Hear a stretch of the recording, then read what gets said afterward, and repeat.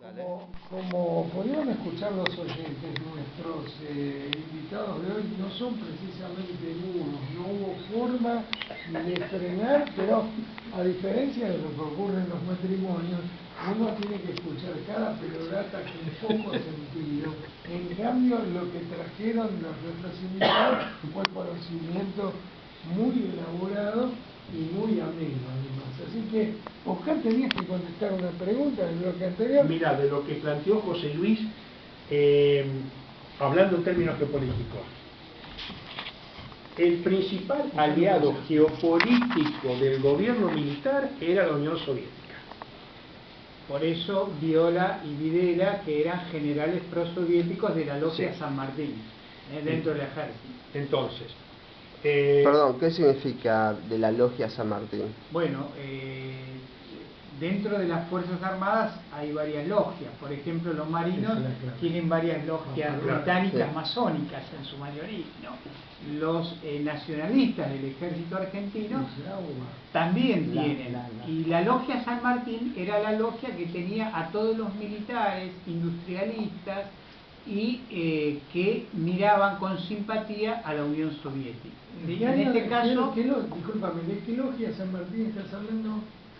de la logia que tiene que ver con el advenimiento del peronismo y con la industrialización del país. De una logia San Martín que se enfrentó Irigoyen, integrada por Justo y Uriburu, conformaron una logia y lo primero que hicieron cuando subió a Alvear decirle: vos tenés que nombrar ministro de guerra al general Justo. Por eso esa es la liberal, yo estoy hablando de la nacionalista. Una logia determinada en las Fuerzas Armadas que ahora ha desaparecido y después dio lugar a la logia que hacía referencia a vos. Yo te pedí una aclaración. vuelvo a la pregunta de José Luis. José Luis, el contexto del golpe militar era: nuestros militares y nuestra clase dirigente se subordina a los Estados Unidos para el tipo de golpe y el tipo de política económica. Luego Estados Unidos se molesta por su política de derechos humanos con nosotros y sigue la relación militar y armamentística con los militares. Pero quien nos ayuda económicamente es la Unión Soviética. En ese contexto, sabiendo que nuestros militares están relativamente aislados, Estados Unidos nos dicta un bloqueo de compra de armamentos. En ese contexto, Galtieri sobreactúa y dice: la mejor arma, la mejor bandera de defensa de la política norteamericana en Centroamérica vamos a ser nosotros. Y él es Galtieri el que encabeza la coordinación de los militares argentinos en Centroamérica. Entonces, esto nos muestra la complejidad de la política argentina y de la geopolítica. Nosotros ya, a partir del golpe, tenemos Martínez de Oz y Anaya trabajando diplomáticamente con los ingleses.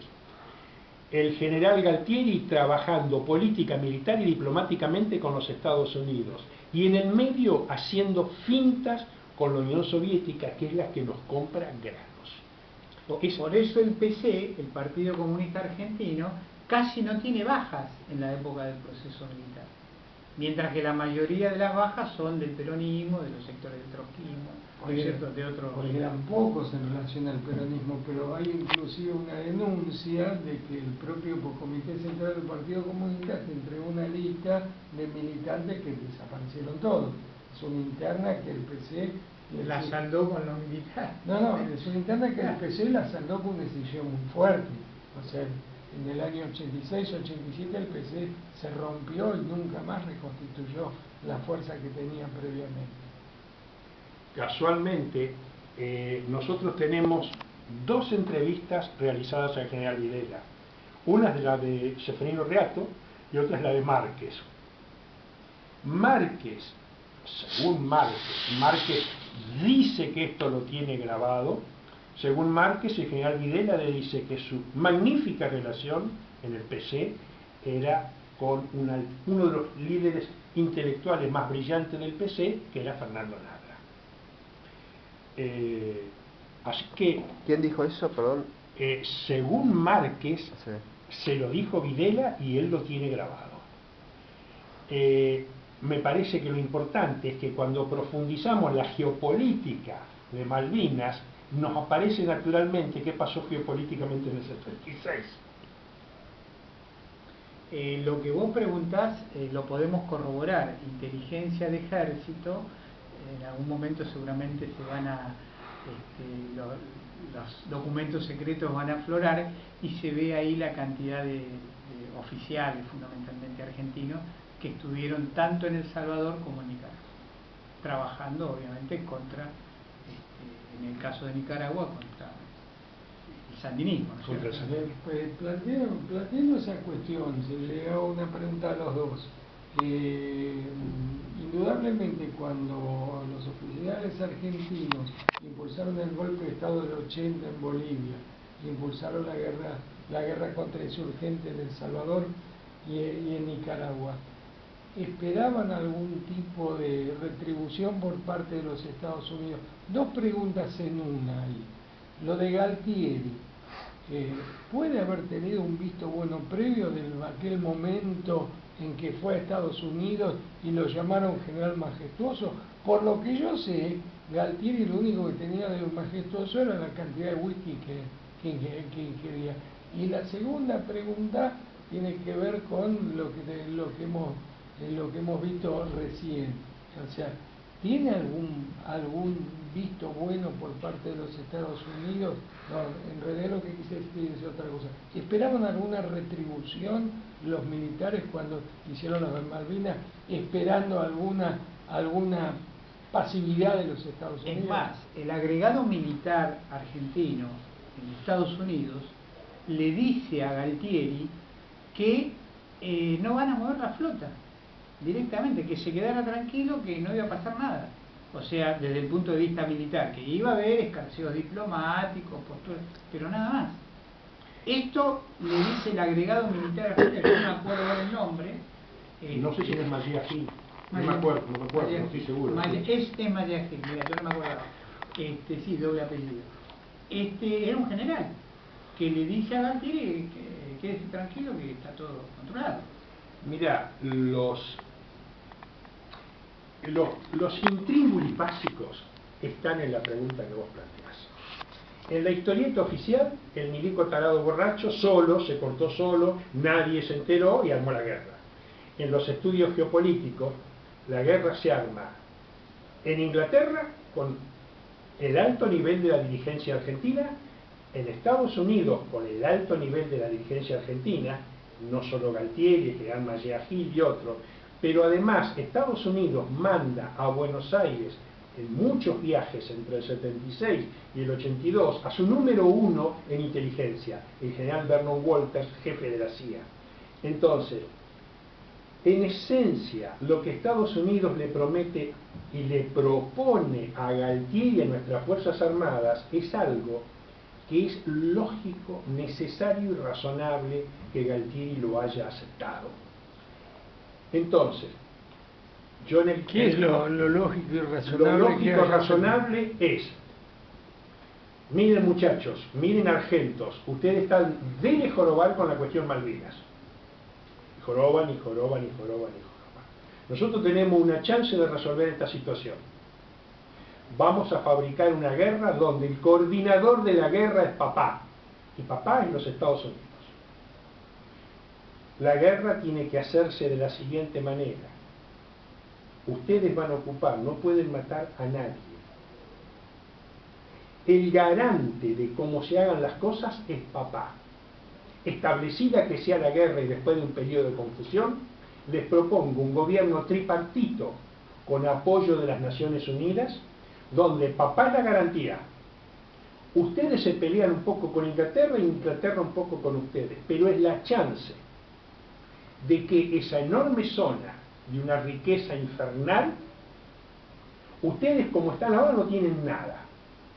Si arreglamos de esta manera, van a tener un pedacito. El pedazote enorme lo tiene papá, el segundo pedazazo lo tiene Inglaterra, pero ustedes van a poder plantar bandera argentina, vamos a hacer una administración conjunta y van a tener algo. Por lo tanto, Galtieri, vos sos San Martín, viejo, esto no es un borracho. Error gravísimo de borrachos drogados, nosotros, es pensar que la enorme complejidad de esta operación la hace un infeliz de Buenos Aires, Margaret Thatcher no sabe nada y Reagan tampoco. Esto es de borrachos drogados dementes, nosotros. O sea, tenemos una información fenomenal, formal, de que esto ha sido una operación brillante y majestuosa de los Estados Unidos, donde una republiqueta dependiente en Martínez de Oz, dependiente en Costa Méndez, dependiente en nuestra clase dirigente y por ende dependiente en nuestros militares. ¿Por qué insiste Rogelio García Lupo en decir la avanzada de esto es Martínez de Oz? Porque la avanzada no es militar, es política. Es el establishment político nuestro el que arma las cosas. Nuestros militares, cuando hay que tirar tiros, los tiran ellos. Pero cuando había que ejecutar políticas económicas durante la guerra, las ejecuta primero Martínez de Oz, después Roberto Aleman. Entonces, cada cual con su cada cual. Entonces, en esta guerra, la preparación se hace en Londres, en Washington y en Buenos Aires. Intervienen el número uno de la política argentina, que no es Videla, es Martínez de Oz. El número 3 de los militares argentinos, que es Galtieri. El número 1 de la CIA, que es Vernon Walters, que viaja seguido acá. Después viaja Thomas Enders. Thomas Enders era secretario de Estado. El que viene a la Argentina poquito tiempo antes de la guerra y les dice la frase majestuosa y bíblica, hands off. Muchachos, nosotros hagan. Nosotros hand off, en nosotros manos afuera, nosotros no vamos a intervenir. Es decir, diplomáticamente ellos dicen nosotros no vamos a intervenir. En términos de diplomacia real y de inteligencia, dicen esto lo coordinamos nosotros. Entonces hay que entender la obediencia absoluta de nuestros militares y de nuestra clase dirigente a un proyecto como este. Y además lo que le vino como anillo al dedo a la Thatcher, después de su feroz pelea con los mineros, una huelga de 3 años, donde junto con Reagan instalan la complejidad del mundo financiero controlando al resto del mundo, imponiendo el neoliberalismo como dogma en todo el orden. Vos has pronunciado, y yo creo que él ha pronunciado una frase capital en geopolítica, y es, nosotros hablamos de la OTAN como una fuerza enorme surgida de la posguerra que se ocupa del Atlántico Norte. Malvinas significa que la OTAN ahora está en el Atlántico Sur. Es decir, la jugada enorme de Estados Unidos, la OTAN e Inglaterra, es instalar la OTAN en América del Sur, en ese paso tremendo. El cual, paso que en términos geopolíticos para los militares, ellos le llaman proyecciones de poder. El poder siempre es militar, geopolítico, económico. Entonces ellos dicen, le llaman Fortaleza Malvinas. Le llaman Fortaleza Malvinas. Entonces ellos dicen, la Fortaleza Malvinas se proyecta hacia Europa, se proyecta hacia África del Sur, se proyecta contra Argentina, se proyecta contra la Antártida. Y el rol de Chile, ¿no? Que no es un dato menor. No. El rol de Chile en pleno conflicto. Les dejo un comentario y vamos a un corte musical y volvemos. Creo que en el libro Señales de Guerra cuentan una anécdota